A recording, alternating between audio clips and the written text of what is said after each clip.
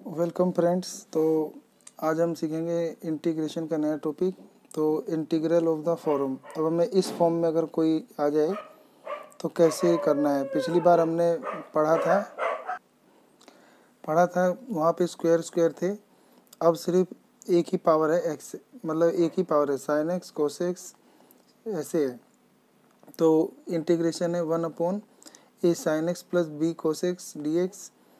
फिर इंटीग्रेशन है 1/a plus B sine x, या 1/a plus b cos x, या 1/a sine x plus b cos x plus c. ऐसे अगर कोई फॉर्म में आ जाए तो उसको कैसे करेंगे एग्जाम में, तो यहाँ पर स्टेप बताए गए हैं। To evaluate this type of integral we use the following algorithm. आपको निम्नलिखित विधि अपनाना है, ठीक है। तो पहले क्या करना होगा ऐसे क्वेश्चनों में, अगर साइन एक्स है तो आपको पुट करना होगा 2 tan x/2 अपॉन में 1 + tan² x/2। और अगर cos x होगा तो पुट करना होगा 1 - tan²x/2 और डिवाइड में 1 + tan²x/2, ठीक है। तो ये फार्मूला आप बिल्कुल नोट कर लीजिए, ये हाफ एंगल फार्मूला है, ठीक है। तो साइन एक्स का हाफ एंगल फार्मूला हुआ 2 tan x/2 डिवाइड 1 + tan²x/2। ऐसी cos x का हाफ एंगल फार्मूला हुआ 1 - tan²x/2 डिवाइड में 1 + tan²x/2, ठीक है। अगला लिखा है कि रिप्लेस करेंगे, फिर 1 + tan²x/2 की जगह हम लिख सकते हैं sec²x/2, क्योंकि फार्मूला आता है 1 + tan² का sec²। तो भी हाफ एंगल है तो हाफ एंगल हो जाएगा x/2। फिर पुट करेंगे tan x/2 को t पुट करेंगे, और टी पुट करके फिर डायरेक्टली ऐसे आ जाएगा, और इसको फिर कन्वर्ट करेंगे। This substitute reduce the integral इन, तो ऐसा प्रतिस्थापित करने पर आपका इंटीग्रल जो है इस फॉर्म में आ जाएगा। और फिर आप जानते हैं कि इसको कैसे मतलब सोल्व करना है। फिर evaluate the integral in step 3 by using method discuss earlier. तो जैसे आपने पहला इसको सोल्व करते थे वैसे ही इसको सोल्व करना है, जो फार्मूले होते हैं, ठीक है। तो ये हमारे पास कुछ क्वेश्चन है, इवेल्युएट करना है 1/1 + sign x plus cos x. तो यहाँ पे पावर एक एक दिख रही है, यहाँ भी पावर एक है, एक एक पावर है यहाँ भी, और यहाँ भी एक पावर है, ठीक है। तो ये चारों इसी प्रकार से किए जाएंगे। तो करते हैं। तो ये हमें इवेल्युएट करना है, ठीक है। तो हमने जो स्टेप पढ़े थे उसी के अनुसार करेंगे। तो हम यहाँ पर पहला काम है कि हम साइन एक्स को पुट कर देंगे हाफ एंगल फार्मूले में 10 के। तो पुट कर देंगे साइन एक्स को, तो वो होता है 2 tan x/2 डिवाइड में 1 + tan²x/2। और cos x को पुट कर देंगे 1 - tan²x/2 डिवाइड में 1 + tan²x/2।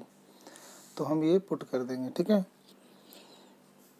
तो ये जो था यहाँ पे हम पुट करेंगे तो बन जाएगा ये आई, लेट कर लेंगे आई है ये, और 1।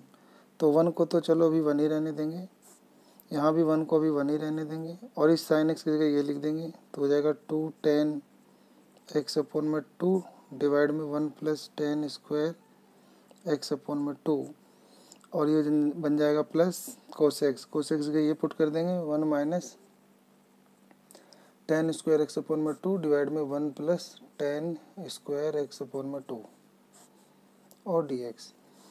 अब हम इसका जब हम एलसीएम लेंगे तो एलसीएम लेने पे इसके डिवाइड में 1 लेना पड़ेगा। अभी नीचे वाले तीनों का एलसीएम लेंगे तो 1 इसका एलसीएम लेंगे तो 1 + tan²x ही आएगा, ये ऊपर गुना हो जाएगा क्रॉस।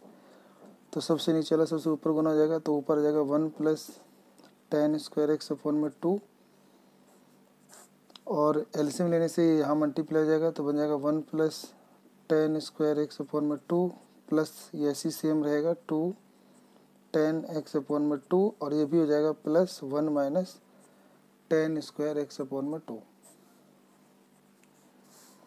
अब यहाँ पर आप देख पा रहे हो कि tan²x/2 से tan²x/2 कट जाएगा, तो बचेगा आई बराबर, बचेगा ये 1 + tan²x/2। तो इसका एक फार्मूला होता है कि 1 + tan² बराबर होता है sec²। तो हाफ एंगल में बन जाएगा sec²x/2, ठीक है। और डिवाइड में ये तो कट गया था तो 1 और 1 जोड़ के 2 हो जाएगा, तो हम लिख देंगे 2 प्लस 2 टेन एक्स अपॉन में 2 बचेगा, ठीक है, और डी एक्स। फिर हमने देखा था कि इसमें टी, अब यहाँ ये कन्वर्ट कर देंगे सेक में और टेन में, तो पुट कर देंगे टेन एक्स बाई 2 को हम टी लेट कर लेंगे, इसका डेरिवेटिव हो जाएगा 10x का सेक स्क्वायर एक्स बाई 2, और फिर चेन रूल से एक्स बाई 2 का डेरिवेटिव 1/2 होता है जो आगे लिख देंगे, ठीक है। और डी एक्स बराबर में डी टी, अब ये 2 इधर गुना हो जाएगा तो बनेगा sec square x by 2 d x बराबर 2 डी टी।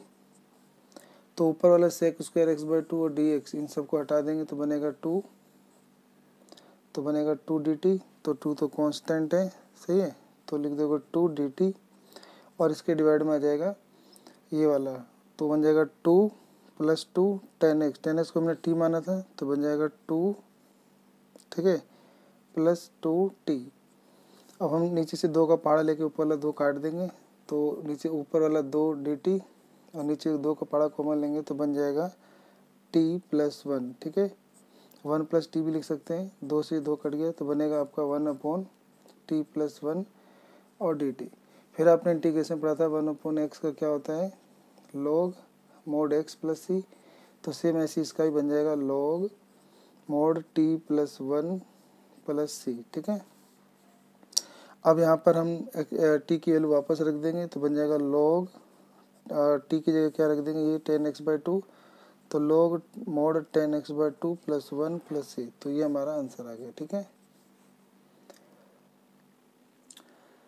तो इस प्रकार से क्वेश्चन हुआ था। तो ऐसे अभी दूसरा वाला करेंगे, ठीक है। तो यहाँ पे दिख रहा है कि करना है हमें 1/2 प्लस कोसेक्स का इंटीग्रेशन, ठीक है। तो ये भी उसी कैटेगरी का है जो हमने शुरू में बात की थी, ठीक है। तो अभी यानी अब इसमें भी क्या करना पड़ेगा हमें, तो इसमें फॉर्मूला लेना पड़ेगा कोसेक्स का। तो हम यहाँ पे पहले पुट कर देंगे कोसेक्स की जगह 1 माइनस 10 स्क्वायर एक्स अपॉन 2 और 1 प्लस 10 स्क्वायर एक्स अपॉन 2, तो यहाँ रख देंगे तो 1 अपॉन हो जाएगा 2 प्लस इस कोसेक्स के आ जाएगा तो बनेगा 1 minus 10 square x by 2 by 2, और नीचे हो जाएगा 1 प्लस 10 स्क्वायर एक्स बाई 2 और डी एक्स।